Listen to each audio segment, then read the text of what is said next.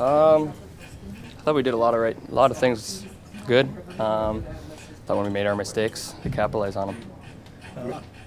On the shorthanded, on the breakaway chance, did you sense Pionk was that close? Yeah, I knew he was close. That's why I think I just tried to get a shot off immediately. I just tried to gain space off him when I kind of flipped it ahead and tried to cut him off, and that's why I tried to just kind of shoot it right away. It's a great stick lift by him, and like I said, I knew he was on me close, and just try to get it off. With the offense as a whole, Mitch, is it creating, execution, producing? How do you see it? That you need to get a little bit better out here when you guys return? Just be a five-man unit. We got to hit the net more. We got to do a better job of getting bodies there as well and creating second opportunities. You mentioned it there, but what sorts of things the team have to get better at going when it comes back from the break? What sorts of things are you looking forward to as well? Like I said, just clean up those little mistakes, and then hitting the net a little better. We've had a lot of great A's that we're just missing the net on and kind of blowing them away. So can't take those for granted. We got to make sure we're using them to our advantage. John hitting the 200-goal milestone with this franchise. What are your thoughts on that? Oh, I didn't know that. That's great. Super cool moment, I'm sure, for him. Have his family here as well and see that. So very cool moment for him. I think a lot of us take that kind of stuff for granted. I think you got to look at sometimes and just enjoy that moment, and I hope he does that with his family. How encouraging is it the power play seems to be snapping it around a little better? Yeah, it's good. Moving the puck well. I think still, we have a lot of good opportunities that we're just missing the net on, and that's something we got to clean up, and we've talked about cleaning up, and I think we got to do just a better job. Unless you really have a great A, trying to just hit the net more and create opportunities and second opportunities, and then kind of build off of that. But we're snapping around a little better, a lot of communication, and our break-ins have been better. It happens, but what do you think of Willie's almost 5-minute shift there?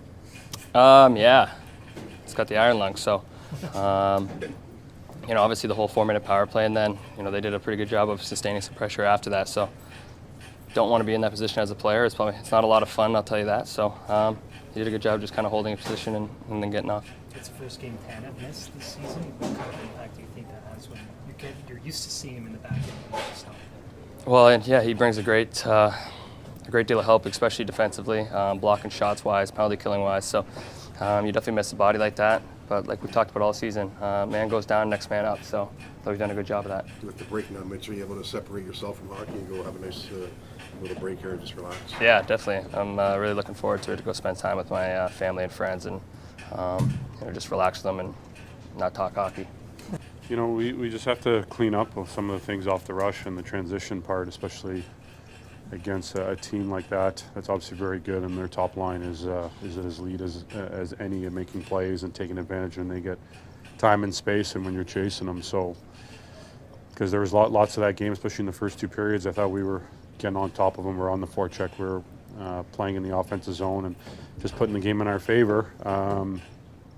We obviously get down two, which isn't ideal, but felt like we were right there, and we just didn't stay with it enough, I thought, in the third. And they countered, and those guys capitalize when they get their chances. They're very good hockey players. So, yeah, it's a tough one to swallow, really, these last couple going into the break.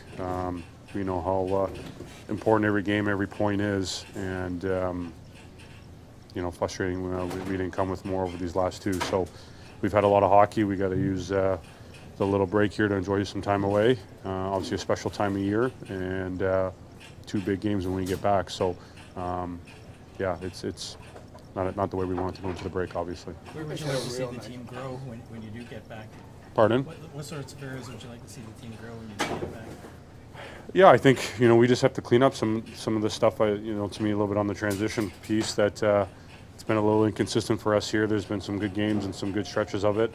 We obviously had a really great run there for really start the year and for quite a while, and it's been not as consistent for us. And you can just see just from not as consistent, it opens the game up a little bit, creates a little more time and space in your chasing, and coverage breaks down, and obviously quality players are going to make you pay. So we got to be a little bit more detailed there, and we just have to stay the course. It's obviously a long year. Some games you're not always going to have your best, but at times we've handled that well, and I think lately we haven't done as good a job of that at maybe specifically more the last game than tonight. But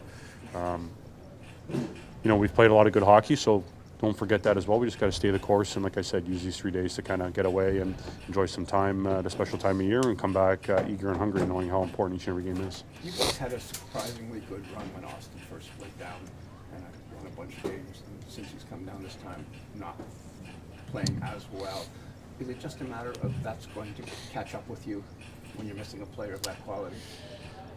I mean, we want Austin every single game. You know, you're talking about one of the best players in the world, obviously, you know, unique, generational. I think we know what kind of talent he is, and the way he impacts the room with his play and his leadership. So we obviously miss him, but no one's going to feel sorry for us, and we know we got to go out there and do the job, and we've done that. Whether it's this season or guys that have been here in the past, and the understanding the nature that we have to play to compete, and the identity we want to play to in general, and what's going to give us the best chance for success. So whatever the case is, we're going to keep pushing forward. I know he'll do everything he can to get back as soon as possible, and whatever the lineup looks like each and every night, we expect a lot, and believe in each other to go out there and do the job and get the results we need. Hitting the 200 goal milestone with the Leafs, the second franchise you've done this with, how special was this one? They always feel way better in a win, so it's hard to really appreciate and soak it in. But I think you never take anything like that for granted. So I've had an amazing 6.5 years here so far. Looking forward to kind of just keep it going and play my game, and obviously playing with a lot of great players. So been with 2 great franchises. So just proud over the course of my career to be effective and to produce.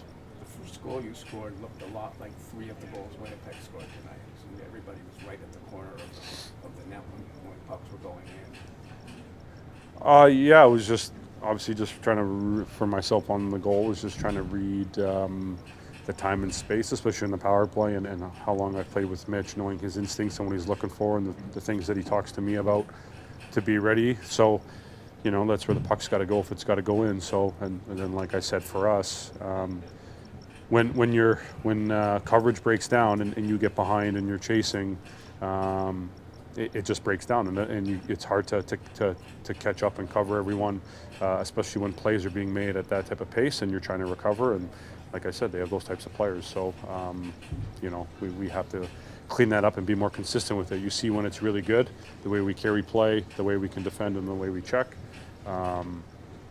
Leafs facing center crisis amid injuries, eyeing trade market for solutions. As the Toronto Maple Leafs battle through a growing injury list and a suspension, their lack of depth at the center position has become a glaring issue. According to Sportsnet's Elliotte Friedman in his latest 32 Thoughts article, the Leafs are among the teams exploring trade options to bolster their lineup. This effort is coming amid increasing competition from teams like the Chicago Blackhawks and Nashville Predators, who have also set their sights on improving their center depth. Friedman didn't mince words about the Leafs' predicament. The teams currently focusing on centers, including Chicago and Nashville, must consider when others will enter the market. Toronto will undoubtedly be one of those teams, he wrote. While the Blackhawks and Predators may have an edge in terms of cap space and assets, the Leafs remain a team to watch as the season progresses.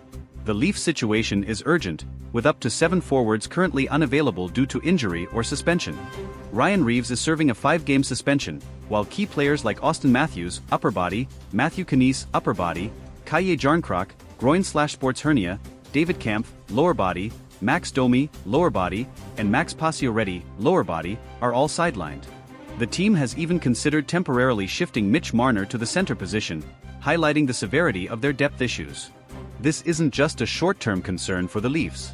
Depth at center has been a persistent challenge for the team, and while stopgap solutions like Marner could help in the interim, the front office appears keen to explore longer-term fixes. For fans of the blue and white, this has been a recurring theme. The Leafs' center depth often becomes a problem at the worst possible times. James Myrtle of The Athletic recently added more fuel to the speculation, naming several potential trade targets who could help the Leafs address their issues. Among them is Ryan O'Reilly, a familiar name for Toronto fans. O'Reilly, who signed a 4-year, $18 million deal with Nashville in 2023, might be a trade candidate if the Predators' underwhelming start to the season, 6-11-3, 31st in the league, prompts a rebuild. However, his steep price tag and history with the Leafs, including rejecting a free agency offer less than 2 years ago, make this a complex and potentially unlikely move.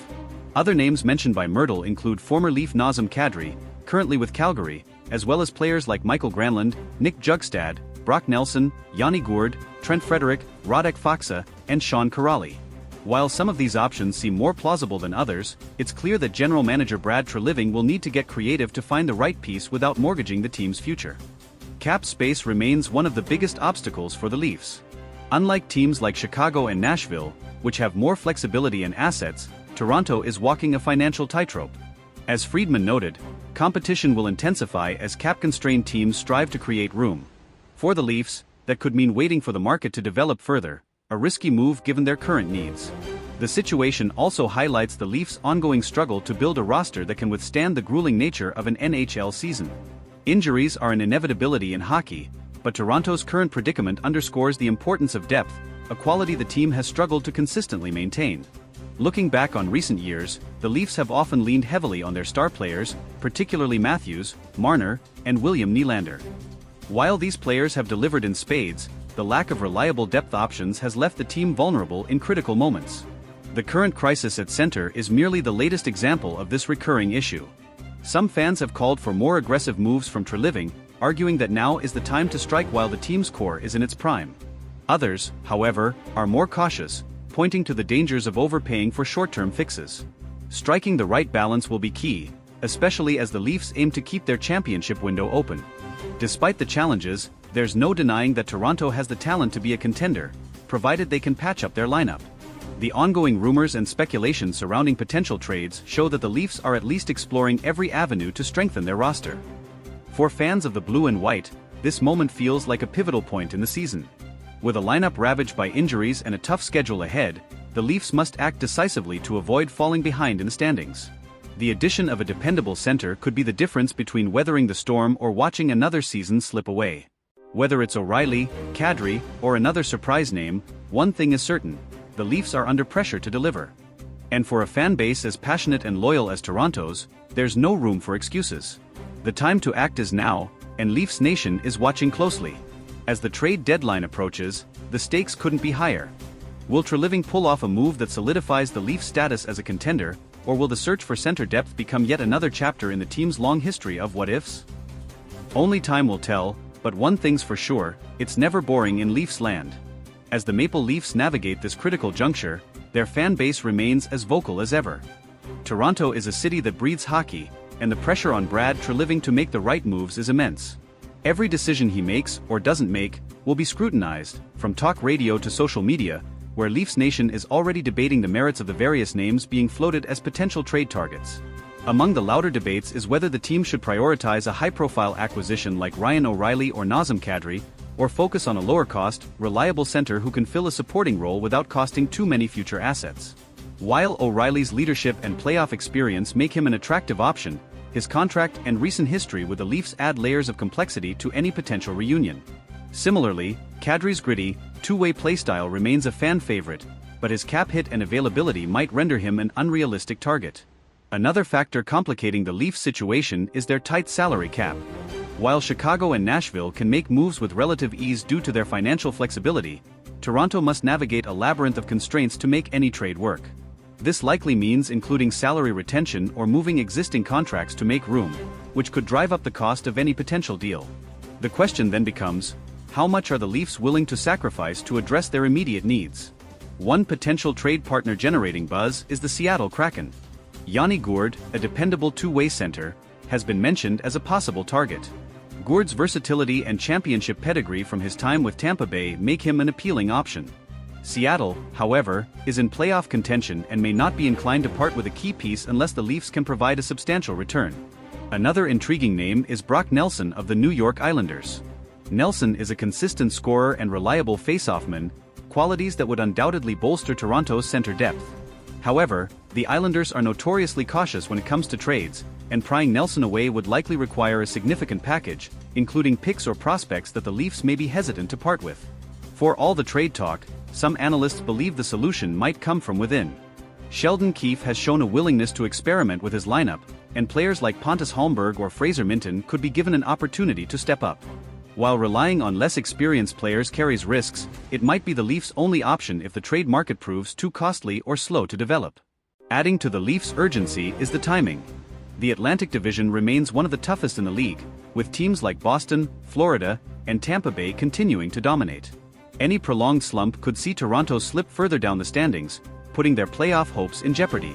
For a team with Stanley Cup aspirations, failing to address their weaknesses could have catastrophic consequences. Brad Treliving's history as a general manager suggests he's not afraid to make bold moves. His time with the Calgary Flames was marked by blockbuster trades, including the acquisition of Jonathan Huberdeau and Mackenzie Weegar in the Matthew Tkachuk deal. Leafs fans hope he brings that same decisiveness to Toronto, especially as the trade deadline looms. Beyond the immediate need for a center, this situation underscores a broader issue with the Leafs roster construction. Depth has been a perennial concern, and while Toronto boasts some of the league's top-end talent, their reliance on a handful of stars has left them vulnerable in moments like this. Moving forward, addressing this imbalance must be a priority for the front office if the team is to achieve sustained success. As the Leafs head into a critical stretch of the season, the next few weeks could define their trajectory.